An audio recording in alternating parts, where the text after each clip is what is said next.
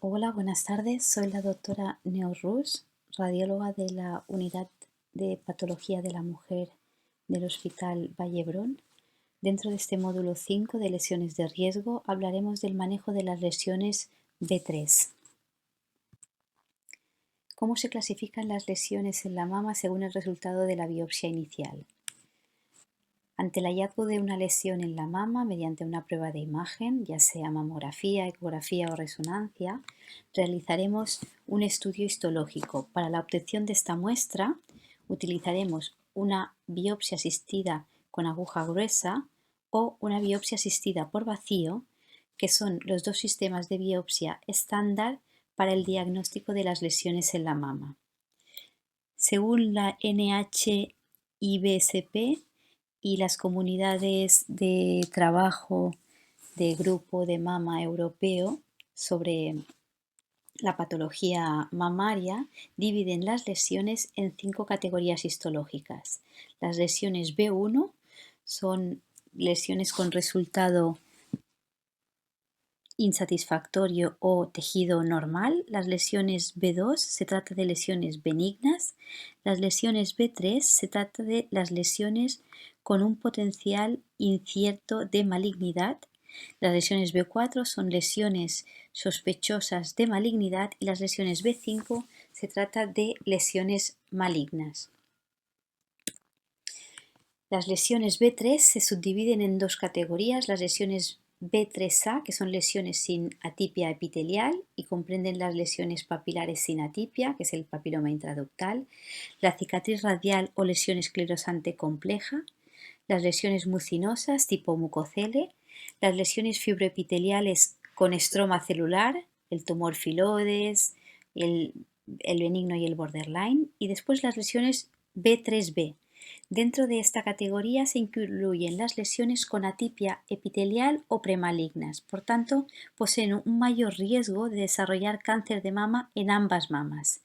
Dentro de este grupo comprenden dos subtipos: las proliferaciones intraductales epiteliales atípicas, dentro de las cuales está la hiperplasia ductal atípica y la atipia de epitelio plano, y la neoplasia lobulillar, hiperplasia lobulillar atípica y carcinoma lobulillar in situ, su variante clásica. Así pues, las lesiones B3 son lesiones de potencial maligno incierto y comprenden un grupo heterogéneo de anormalidades con un espectro límite de alteraciones histológicas y un riesgo variable pero bajo de malignidad asociada, por lo tanto, un upgrade. Dentro de ellas se incluyen la cicatriz radial o lesión esclerosante compleja, las neoplasias lobulillares o hiperplasia lobulillar clásica, y dentro de ellas la hiperplasia lobulillar atípica o el carcinoma lobulillar in situ, las lesiones papilares, la hiperplasia ductal atípica, el tumor filoides benigno y la atipia de epitelio plano. Así pues, ¿cuándo hacemos el diagnóstico de lesiones B3? Las lesiones B3 se pueden encontrar ante un hallazgo por un cribado poblacional oportunista, ante una paciente con clínica mamaria, con sintomatología, o bien asociado a otras lesiones. Dentro de este grupo, como hemos dicho, hay un riesgo variable pero bajo de malignidad asociada, por lo tanto un upgrade. Este riesgo oscila entre el 9 y el 35% según las series. Las lesiones B3 es importante saber que representan entre el 10 y el 15% de las biopsias con aguja gruesa que se realizan en la mama. Ante la sospecha de una lesión B3, por tanto, es recomendable realizar una biopsia asistida por vacío diagnóstica. Y a partir de aquí se subclasificarán en lesión B3A o B3B según la presencia o ausencia de atipias. ¿Qué problema nos plantean las lesiones B3? El riesgo de formar parte de una lesión de mayor grado, ya sea un carcinoma ductal in situ o un carcinoma infiltrante, por lo tanto un upgrade. De aquí la importancia de la biopsia asistida por vacío de forma inicial, y dependerá del tipo de lesión B3 y si se presenta o no atipias asociadas. El potencial de riesgo de evolución a malignidad en B3B, que puede ser lento durante años, aunque no en todos los casos se puede dar, y después un riesgo relativo mayor de cáncer de mama IPSI y contralateral en las lesiones B3B, que son las neoplasias lobulillares, la hiperplasia ductal atípica y la atipia de epitelio plano. ¿Cuáles son los métodos de biopsia que tenemos o de los que más utilizamos en la mama? Tenemos la biopsia con aguja gruesa, la BAC. Esta se realiza con un 14G y es el método de elección en las lesiones sospechosas visibles por ecografía. También disponemos de biopsia asistida por vacío, la BAV, que tenemos entre 8 y 11 Gs y se puede utilizar mediante esterotaxia, que será el sistema de elección en grupos de microcalcificaciones o lesiones sospechosas visibles por mamografía, o bien la biopsia asistida por vacío mediante ecografía. Es de elección para la biopsia inicial en distorsiones, grupos de microcalcificaciones visibles por eco y lesiones quísticas complejas, o bien tras una BAG en la que existe una discordancia radiopatológica. Aquí también se incluye como técnica de exéresis percutánea de nódulos probablemente benignos y de papilomas intraductales. Vemos aquí un artículo de The Breast donde habla de la correlación de la ausencia de atipia epitelial en lesiones B3 con la asociación a un menor riesgo de malignidad.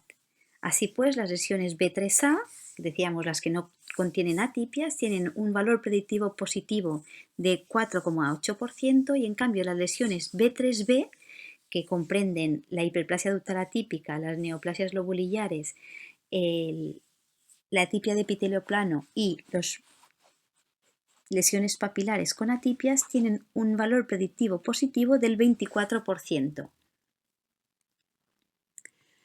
Otro artículo que nos habla de las lesiones B3, este del European Journal of Surgical Oncology, donde se habla del alto riesgo de las lesiones B3 y cuál es la incidencia de malignidad según cada subtipo.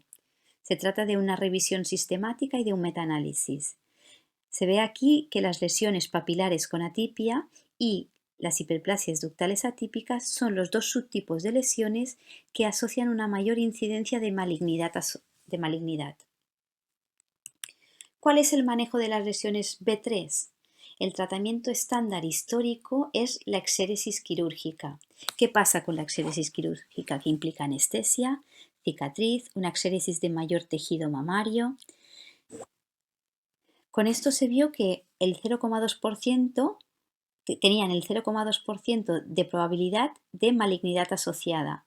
Malignidad asociada a carcinoma ductalis in situ o infiltrantes de bajo grado. Y que de 4 de cada 5 cirugías podían ser innecesarias. Por tanto, es importante encontrar los factores pronósticos que mejoren este valor predictivo positivo para poder predecir mejor el upgrade. Es así que la tendencia actual es la introducción de la exéresis percutánea o biopsia asistida por vacío para tratamiento de lesiones B3. Esto según los consensos internacionales, que es el europeo, el basado en base de datos suiza y las guías inglesas. Sí que es verdad que para poder aplicar la biopsia asistida por vacía hay ciertos condicionantes. Uno es que se disponga de este material radiológico, la experiencia del radiólogo, una curva de aprendizaje óptima y la correcta protocolización de las indicaciones. Aquí vemos un resumen de un estudio que se publicó donde se hablaba de cuál era el mejor tratamiento para estas lesiones B3. Hubo un claro consenso sobre la hiperplasia ductal atípica en el que se consideraba que el 100% debían de ser extirpadas y que el 73% debía de hacerse a través de cirugía. Con lo cual, la hiperplasia ductal atípica, el sistema de manejo de elección sabemos que será el quirúrgico. Sin embargo, en el otro tipo de lesiones, como la atipia de epitelio plano, el lobulillar, las lesiones papilares, la biopsia asistida por vacío es un sistema aceptado como óptimo. Aquí vemos las recomendaciones de la exéresis de la lesión B3. Ante un diagnóstico se trata del segundo consenso internacional del manejo de las lesiones B3. Ante un diagnóstico mediante biopsia con aguja gruesa, se recomienda en todos los casos completar con una biopsia asistida por vacío, ya sea diagnóstica o terapéutica, para obtención de mayor riesgo, de mayor muestra y sobre todo para confirmar que no nos estamos dejando una lesión de mayor riesgo. Sí que es verdad que la hiperplasia ductal atípica, la elección es la exéresis quirúrgica. ¿Y cuál es el seguimiento post-exéresis? En el caso de la hiperplasia ductal atípica, el seguimiento después de una BAF sería igualmente la cirugía y en el resto de lesiones está aceptado que si hay una buena correlación radiopatológica, que la técnica está bien aplicada, nos podríamos limitar a hacer un manejo de control, de seguimiento, mediante mamografía más menos ecografía anuales durante 5 años si la lesión es de riesgo del tipo B3B o añadir el papel de la resonancia para el seguimiento. ¿Cuál es la conducta según el método de biopsia inicial en las lesiones B3? ¿Qué implica una BAG? Una BAG implica una aguja de menor calibre, una muestra más pequeña, por lo tanto un mayor upgrade y suele quedar lesión residual, con lo cual es muy importante dejar un clip de marcaje. Hemos dicho que cuando el diagnóstico inicial de la lesión B3 es a través de BAG, lo que se hará es seguidamente se recomendará una biopsia asistida por vacío en todas las lesiones B3, excepto en la hiperplasia ductal atípica, que la recomendación sigue siendo la exéresis quirúrgica. Cuando tenemos una biopsia inicial a través de una BAV, hay que tener en cuenta que la aguja tiene un mayor calibre, la muestra es más representativa y si la lesión es pequeña se puede producir una exéresis inicial, con lo cual es muy importante también dejar un clip de marcaje.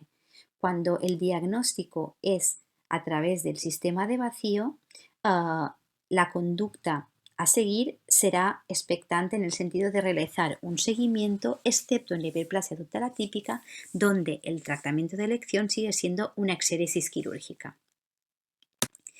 Y ya un poco para acabar, os presento el trabajo de la SEDIM de las lesiones B3, que es el manejo de las lesiones B3 mediante resonancia y biopsia asistida por vacío. Se trata de un estudio multicéntrico prospectivo en el que participaron 35 centros españoles con un seguimiento a 5 años. El objetivo del estudio es la resonancia y la biopsia asistida por vacío, que pueden ayudar a mejorar la infraestimación de las lesiones B3, disminuyendo la realización de cirugías innecesarias. Así, antes de la exéresis de la BAV se realizaría una resonancia para valorar la captación y la extensión y descartar carcinomas ductales in situ y carcinomas infiltrantes asociados y para planificar la exéresis. Se haría, por lo tanto, una valoración multidisciplinar. Después, durante la biopsia asistida por vacío, se hace con una intención excisional, si es factible, una intención diagnóstica si la lesión es muy extensa, se utiliza siempre que se pueda una aguja de mayor calibre, 7G si es factible, y siempre se deja un marcador en el lecho de biopsia. ¿Cuál es la actitud post-exéresis? En caso de que haya un upgrade a carcinoma ductal in situ o carcinoma infiltrante, se hace un tratamiento estándar. Se lleva el resultado al comité multidisciplinar y si los hallazgos son concordantes, se opta por un seguimiento inicial con resonancia y ecografía a los 3 meses y posteriormente ecografía más mamografía más menos si se dispone de resonancia anual durante 2 años. Hay diferentes opciones sobre las lesiones B3. ¿Qué dos escenarios nos podemos encontrar? Que la biopsia asistida por vacío sea incompleta con un riesgo de infraestimación elevado, con lo cual se recurrirá a la exéresis quirúrgica o bien se planteará una rebiopsia asistida por vacío o si la exéresis es completa se opta por un seguimiento con resonancia y mamografía y ecografía anual. En resumen, las recomendaciones de la exéresis por biopsia asistida por vacío depende del tipo de la lesión, es el caso de la cicatriz radial, lesión papilar, la atipia de peritoneo plano, la neoplasia lobulillar. Hemos dicho que en la hiperplasia ductal atípica no se recomienda y el tumor filodes tampoco por su tamaño y tipo de lesión. Las recomendaciones generales son no realizar una BAF para exéresis percutánea en lesiones de más de 25 milímetros, evitar exéresis a poca distancia de la piel por el daño de la misma. Si la exéresis percutánea es completa con la biopsia asistida por vacío, realizaremos un seguimiento. Si no es completa o hay un upgrade, se planteará una nueva biopsia asistida por vacío o una exéresis quirúrgica. Es muy importante individualizar el seguimiento posterior según el riesgo relativo del paciente. Por norma se realizará seguimiento por mamografía más menos ecografía anual. Y si seguimos el protocolo SEDIM, le añadiremos resonancia. Así pues, está indicada la exéresis percutánea de las lesiones B3 en la mayoría de los casos menos hiperplasia ductal atípica y el papiloma con atipias, el tumor filodes o múltiples lesiones B3 combinadas o lesiones de gran tamaño, por norma más de 25 milímetros. La exéresis quirúrgica sigue siendo la norma en la mayoría de centros de España y después el seguimiento será individualizado en lesiones B3 según el bajo riesgo personal o lesiones pequeñas. Como conclusiones diremos que las lesiones B3 incluyen o comprenden un grupo heterogéneo de anormalidades con un espectro límite de alteraciones histológicas y un riesgo variable pero bajo de malignidad asociada. En general, el riesgo de malignidad tras la resección de las lesiones B3 oscila entre un 10 y un 35%, pero puede variar según las distintas publicaciones por la heterogeneidad de los estudios y el manejo de los distintos centros. El tratamiento estándar histórico ha sido la exéresis quirúrgica. Hay una tendencia general a ir a la cirugía mínimamente invasiva desescalando tratamientos. Así pues, toma un papel fundamental la exéresis percutánea, que es el método diagnóstico y terapéutico seguro y con menos morbilidad y está siendo ampliamente aceptado, siempre y cuando que no se trate de una hiperplasia ductal atípica o un papiloma con atipias, no se trate de múltiples lesiones B3 juntas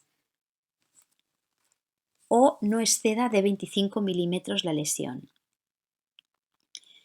Finalmente, si la resección ha sido completa, está indicado un seguimiento durante los próximos 3-5 años. En algunos casos de bajo riesgo, incluso puede plantearse un seguimiento sin realizar la exéresis.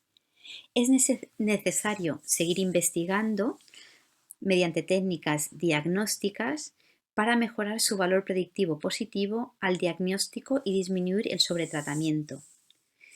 En nuestra unidad particularmente se utiliza habitualmente la BAV y se actúa en el contexto del protocolo de la SEDIM de las lesiones B3.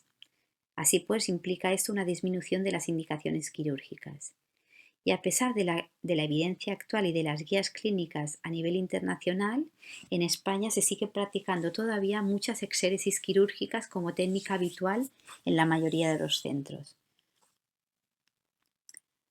Y hasta aquí un poco el manejo de las lesiones B3. A continuación veréis que os dejo unas tablas donde se indica cada tipo de lesión y en función del diagnóstico realizado, si es mediante biopsia con aguja gruesa o biopsia asistida por vacío, cuál es su posterior manejo y seguimiento en cada una de las lesiones.